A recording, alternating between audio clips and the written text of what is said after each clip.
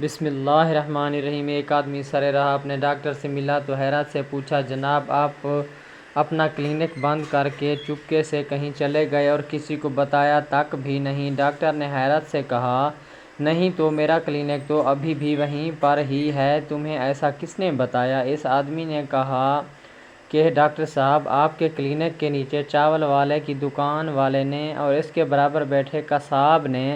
Doctor صاحب سیدھا اس چاول اور قصاب کی دکان پر گئے اور پوچھا، بھائی صاحب، تم لوگوں نے میرے بیچ میں ایسی کون سی بات ہو گئی ہے کہ تم میرے مریضوں کو اوپر کلینک میں جانے دینے کی بجائے بتاتے ہو کہ میں یہاں سے کلینک بند کر کے کہیں اور چلا گیا ہوں؟ ایسا کیوں کر رہے ہو؟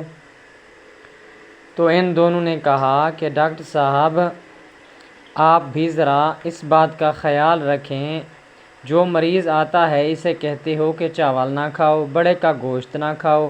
اب اگر کام کرنا ہے تو مل کر کریں گے، ورنہ دکانداری بند ہوگی تو سب کی ہوگی۔